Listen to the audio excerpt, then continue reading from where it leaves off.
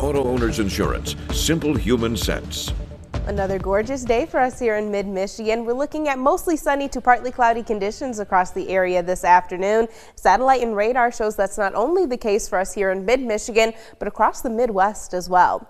Temperature-wise, we're at 61 degrees in Lansing, 59 our current temperature in Jackson, and 57 degrees in Ann Arbor. We'll continue to warm as we go throughout the rest of the day to high temperatures in the low 70s across the area. We'll stay very warm for tomorrow, but it'll also come along with a chance for a couple of isolated strong storms. 6 News at noon starts right now. WLNS is here for you with 6 News at noon. Today is a big day for both high school and college hoops here in mid-Michigan. It's our top story at noon. Thank you so much for joining us. I'm Megan Vaselli. The high school boys basketball tournament is happening right now at the Breslin Center, and we'll have a live report in just a few minutes. But first, Tyler Driesinga is here for you with a preview of the Big Ten tournament in Indy, where Michigan State is on the court as we speak. Michigan State closed the regular season by winning 7 straight games, making them the second hottest team in the Big Ten behind today's opponent, Oregon, which with a win over Indiana yesterday, won its 8th straight game. The Big Ten champion Spartans are all but locked in to a 2 or 3 seed in the NCAA tournament based on their accomplishments this year. With little ability to improve or hurt their seeding this week, plenty of people will wonder if there's any real benefit to playing 3 hard games in 3 days right before the big dance starts. Unsurprisingly, Tom Izzo isn't buying into that narrative. He believes his team has a standard to uphold. Winning ways are winning ways, you know, and every time you take the court, if you're really growing to be special as a person, every time you compete, you're going to try to compete to win. Having Friday night off, Saturday night off, I mean, is not that good. There's a million Saturdays between now and death. Enjoy them then. Let's see if we can do our job and play to the level that we need to play to it.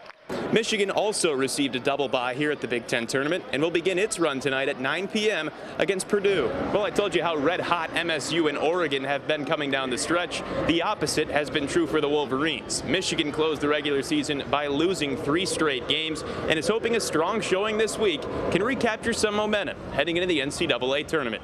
Of course, we'll have all the highlights and reaction from the day at 6 and 11. For now, reporting from Indianapolis, I'm Tyler Driesinga, 6 Sports. The East Lansing boys basketball team also is playing a noon game today, and right now the Trojans are facing off in the Division I state semifinals. 6 News sports director Ian Kress is there and joins us now live from the Breslin Center with a closer look at the game. Ian? Hey Megan, yeah, East Lansing and Orchard Lake St. Mary's will be taking on one another in these Division I state semifinals. The teams are going through their introductory starting lineups as we speak, and this game is expected to be a highly anticipated matchup considering who is on these two teams' roster. This is going to be the second time this season these two teams will face off. It was the Trojans taking down St. Mary's back on January 11th at East Kentwood High School, 69-68. However, Orchard Lake St. Mary's was playing without its best player, Michigan's Mr. Basketball, Trey McKinney, who is also committed to play basketball next year at Michigan. As for East Lansing in their state quarterfinal win on Tuesday, the Trojans were led by junior KJ Torbert, who had 26 points. 2 of his points came on an electric dunk to end the third quarter, which had him looking like his dad, Calvin Torbert. You know what? I had to do a double take. I thought that was his dad for a second. I was like, oh, shoot, what's going on? Is that big KJ or little KJ? That was incredible, man. He's that player, though. Like, nothing surprises me. You know, he's a big-time, big-game player. He has sneaky athleticism. Obviously, he's not that sneaky. So that was incredible. I can't wait to watch the highlight over because I couldn't believe he did it. No one could believe he did that. I just had to get the team and the crowd hype so we can get that energy going into the fourth quarter. So that dunk just brought us back.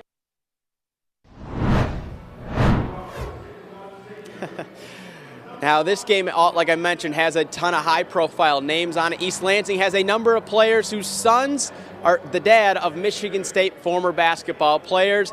Andre Hudson, Kelvin Torber, and David Thomas all have sons on this East Lansing basketball team. As for Orchard Lake St. Mary's, Mateen Cleave's son is a freshman for the Eaglets. We'll have highlights of this game coming up a little bit later on 6 News at 6, as well as on the Dean Trailways fifth quarter tonight at 11:15. For now, reporting live in the Breslin Center, I'm Ian Kress, 6 Sports.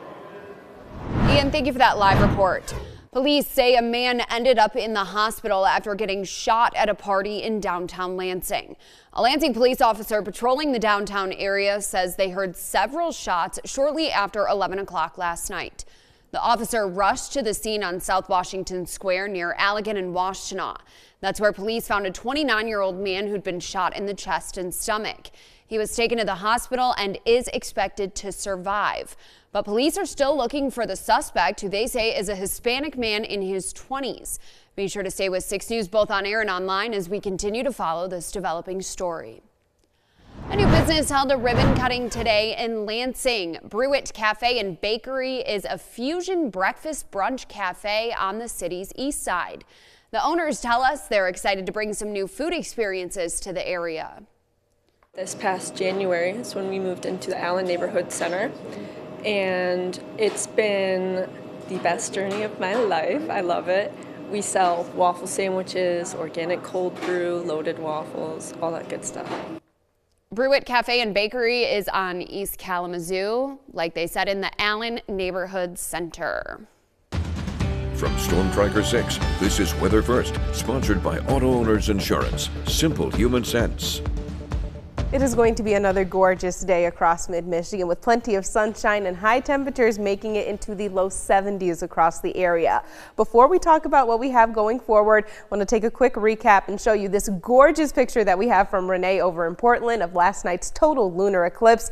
You can see the moon just lighting up in that vibrant shade of red. Of course, if you have any more pictures, feel free to share them with us at WLNS.com/share. Temperature-wise, we're already seeing improvements compared to where we were just 24 hours ago. Temperatures trending anywhere between 10 to 15 degrees warmer across mid-Michigan. That puts us at 59 degrees in Jackson, 61 our current temperature in Lansing and Flint, still hovering into the mid-50s as we go along the state line in places like Adrian, also over in Hillsdale as well. There's still warm air off to our southwest. Take a look at some of the temperatures over in Iowa and Missouri. Current readings over there sitting in the low 70s, and all of that warm air will continue to make its way into mid-Michigan as we go throughout the rest of the day today, also for tomorrow as well. Satellite and radar still show some really good news across the Midwest. Most of us are dry, just sitting under partly cloudy conditions across mid-Michigan. That situation is going to be changing overnight tonight as this area of low pressure, currently centered over towards the Rocky Mountains, makes its way into the region, increasing the chance for a couple of isolated strong storms across the region. Storm Prediction Center still has areas mainly west of US 127 in that marginal level 1 out of 5 risk for strong to severe storms. Again, I think severe weather potential, given the time frame that these storms are going to be making their way into mid-Michigan, is really going to be limited. If anything, we'll see a couple of isolated strong wind gusts at or above 60 miles per hour and maybe some small hail embedded in any of the stronger thunderstorms as they make their way through. Again, Precision Cast keeps us dry and partly cloudy as we go throughout the rest of our Friday. Right around 3-4 o'clock Saturday morning, that's when this line of storms will be making its way through the area. This is going to be very quick moving. Notice by the time we hit 9 o'clock, we are drying things out. Partly cloudy conditions in the forecast as we move throughout the rest of our Saturday, with a few additional sprinkles possible as we move into the start of Sunday. So in total, over the weekend, we're looking at picking up anywhere between 1/4 of an inch, possibly as much as an inch of precipitation both Saturday and Sunday combined. You can see the heaviest of the rainfall totals will be off to the east side of the state. In addition to those strong wind gusts that we are looking at within those thunderstorms, Saturday going to be breezy just in general, with winds gusting between 40 and 50 miles per hour. We will likely see high wind advisories issued for the National Weather Service as we go throughout our Saturday. For today, though, smooth sailing, temperatures topping out in the low 70s. It is going to be a bit breezy, though, winds gusting as high as 30 miles per hour. Combine both of those things with the dry air that we have seen over the past couple of days, we are seeing an elevated risk for fire weather across the region, so burning not going to be recommended today. As we go throughout the overnight hours, only falling down to an overnight low near 57 degrees, incredibly mild, and then the chance for those showers and thunderstorms moves in. Again, the 6-day forecast shows most of that precipitation that we have over the weekend going to occur in the morning hours. So afternoon and evening still going to be perfectly fine. I will mention that high of 44 degrees on Sunday will occur in the morning. Temperatures will fall throughout the day, so it is going to be very chilly. But of course, we rebound rather quickly. Low 50s and low 60s in the forecast as we move into next week. All right, Kendall, sounds good. Thank you. Well, coming up at noon, we'll have the latest from Washington, where concern continues to grow around the impact of the Trump administration tariffs. So keep it right here, 6 News at noon. We'll be right back.